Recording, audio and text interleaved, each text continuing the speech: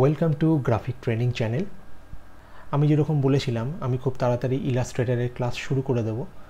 আমি চলে এসেছি ইলাস্ট্রেটরের ক্লাস নিয়ে। সো আজকে আমাদের ফার্স্ট ক্লাস এবং এই গ্রাফিক ডিজাইন কোর্সেরও ফার্স্ট ক্লাস। তাহলে আর দেরি না করে চলুন শুরু করি।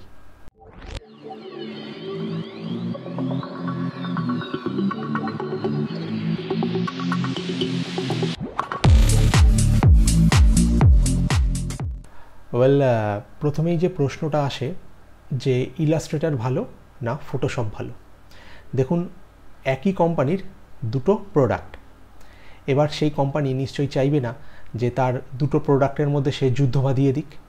তো ইলাস্ট্রেটরের কাজ একরকম আর ফটোশপের কাজ একরকম।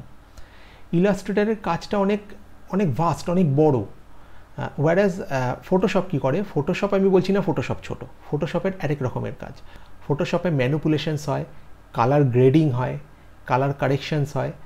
ইলাস্ট্রেটর হচ্ছে ভেক্টর গ্রাফিক্স, যেখানে ডিজাইনস আপনি ক্রিয়েট করতে পারেন। ইলাস্ট্রেটর হচ্ছে ক্রিয়েশনের জায়গা। খুব ইজি ওয়েতে বলা যায় যে ইলাস্ট্রেটর শিখে আপনি তাড়াতাড়ি আর্ন করতে পারেন। কিভাবে? প্রচুর ফ্রিল্যান্স সাইট আছে যেখান থেকে আপনি ফ্রিল্যান্সিংয়ের মাধ্যমে আর্ন শুরু করতে পারেন, কিন্তু ইলাস্ট্রেটরের স্কোপটা তাতে বেশি থাকে। যেমন লোগো ডিজাইনের চাহিদা সবসময় থাকে, আর লোগো ভেক্টরই হয়।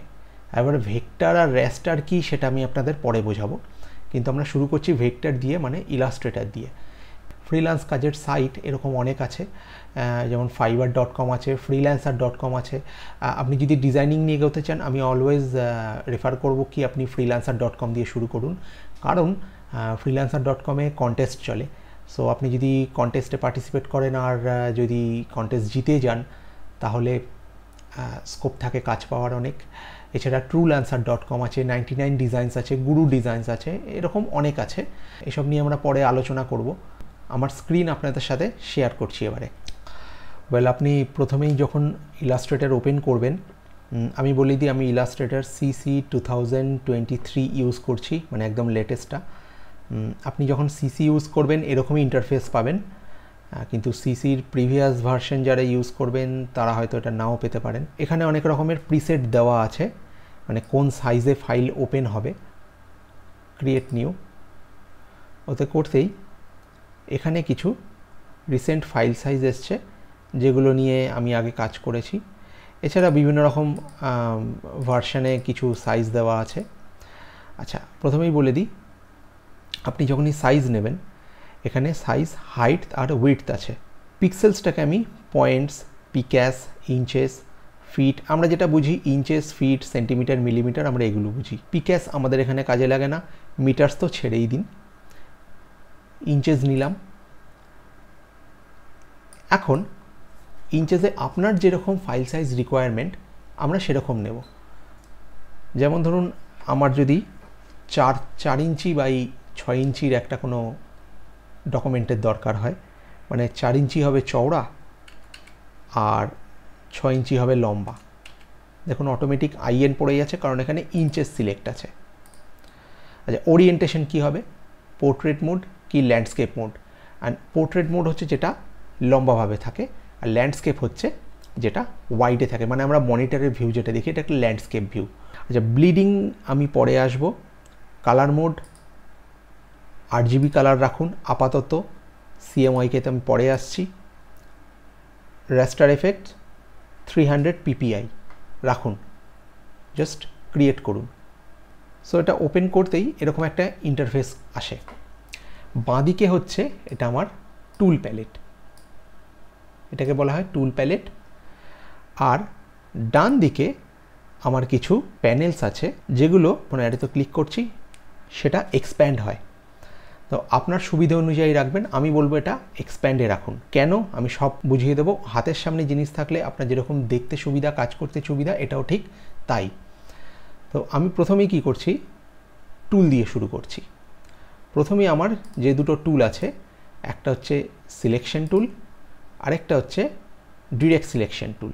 অবভিয়াস আমি সিলেকশন তখনই করব যখন আমার কোনো অবজেক্ট থাকবে, আমি তো সেটাকে সিলেক্ট করব।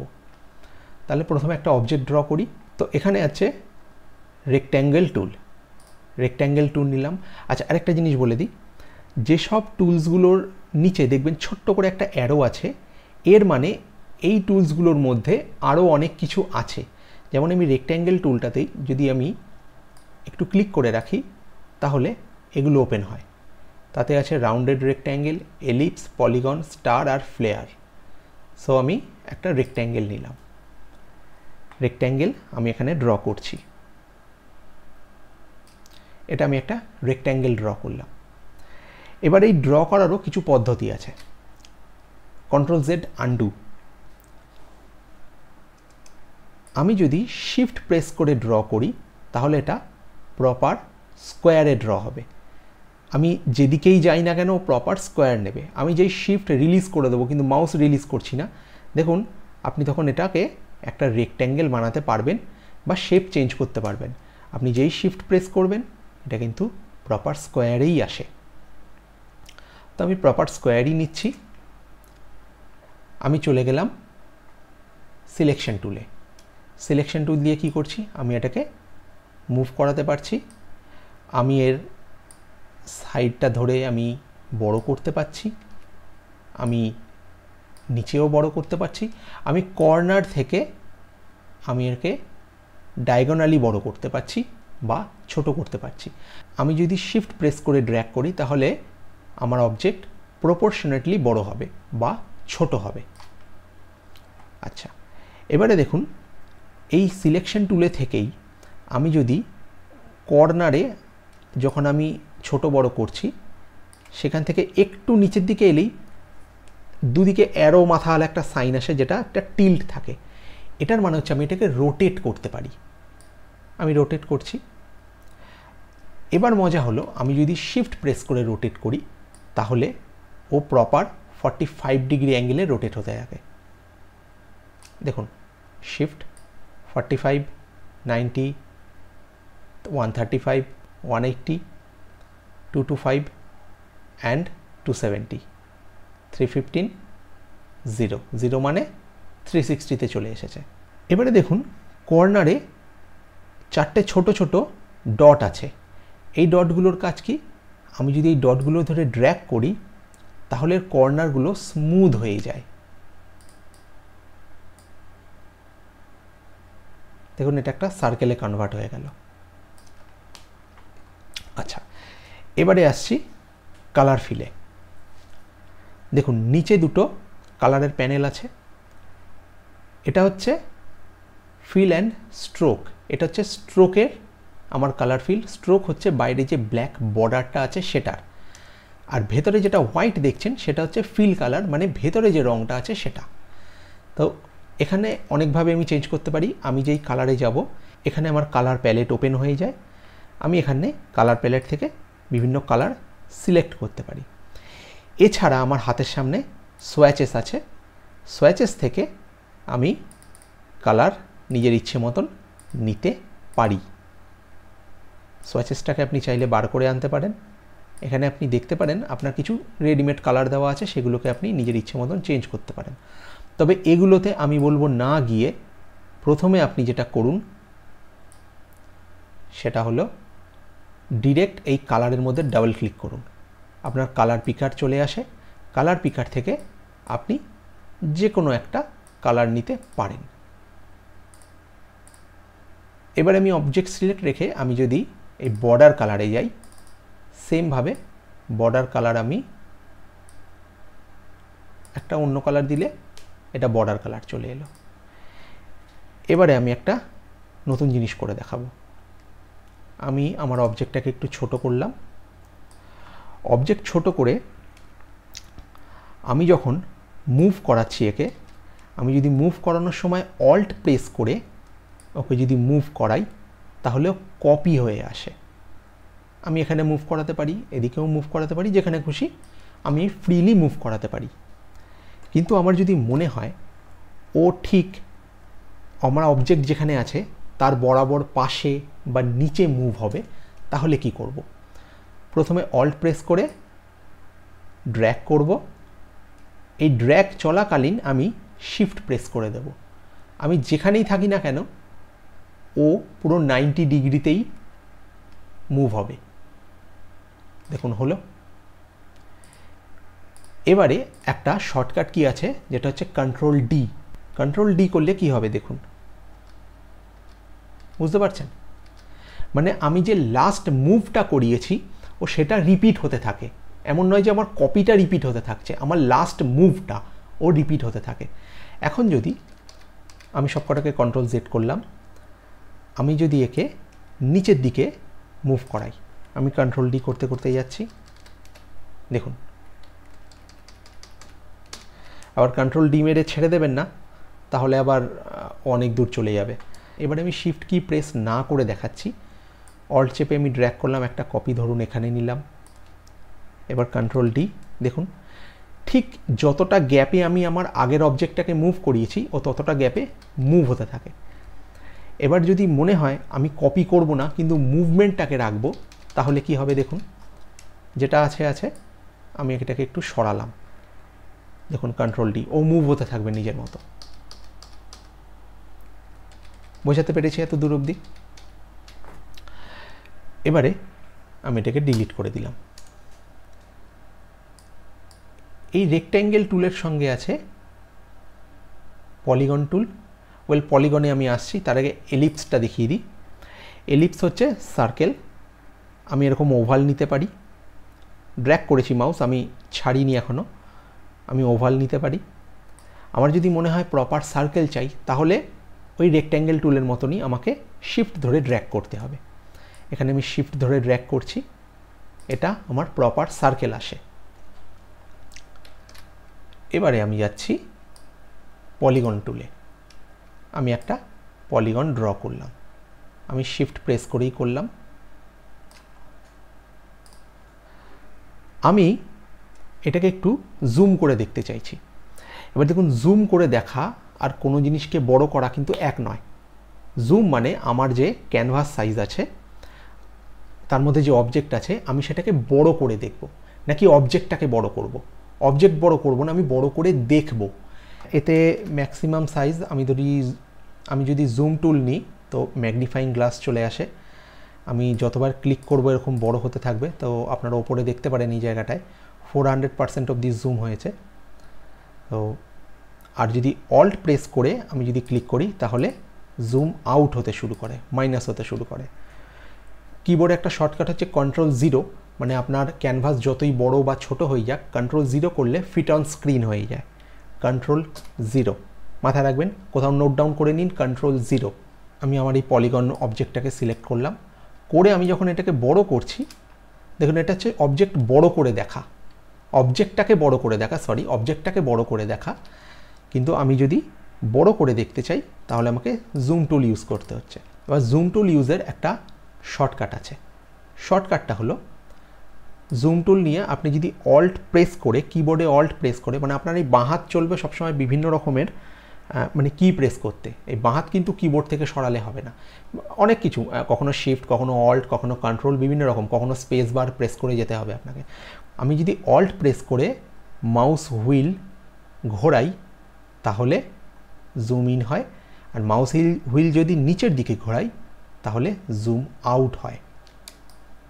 এটা একটা শর্টকাট, অল্ট প্রেস করে। দেখুন আমি অল্ট প্রেস করে এটাকে দেখে নিলাম, আমি এটাই করে থাকি, এটা অনেক ইজি। তো আমি এটার কালারটা একটু চেঞ্জ করব, আমি বর্ডার কালারটা অন্য কিছু দিতে চাই, আমি একটু ভাইব্রেন্ট ব্লু, আর ভেতরের কালারটা ধরুন লাইট ব্লু, এটা দিলাম। এবারে আগে যেরকম দেখিয়েছিলাম কন্ট্রোল 0, আমি এটাকে একটা কপি করব, শিফট প্রেস করেই করছি।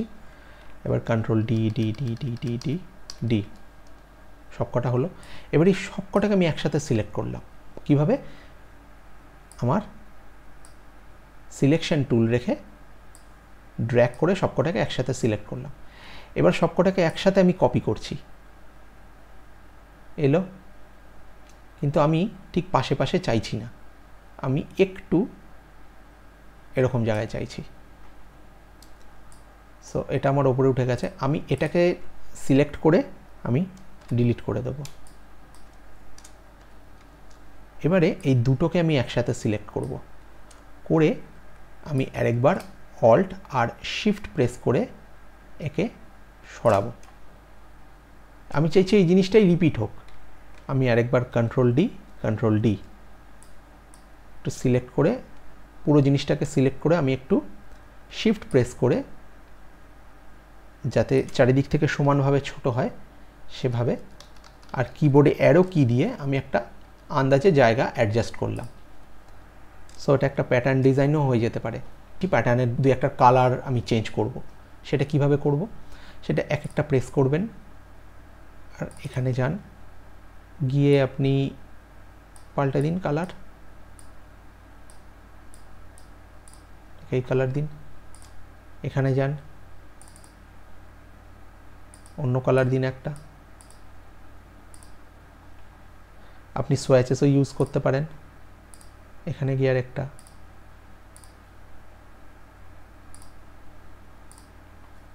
ঠিক তেমনভাবে আপনি যদি যে স্ট্রোক লাইনটা আছে সেই লাইন কালার চেঞ্জ করবেন, তাহলে কি করবেন, সরাসরি গিয়ে লাইন কালারে ডাবল ক্লিক করে আপনি এখান থেকে কালার চেঞ্জ করতে পারেন।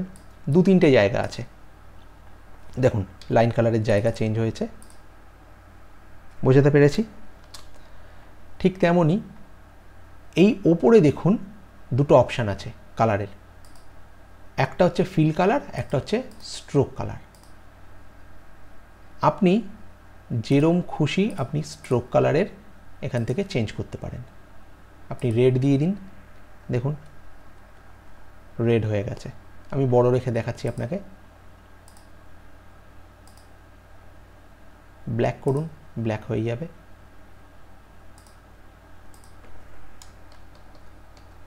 আর তেমনই ফিল কালারটাও আপনি চাইলে এখান থেকে চেঞ্জ করতে পারেন। এটা হলো মানে সোয়াচেসটাই আবার ওখানেও দেওয়া আছে।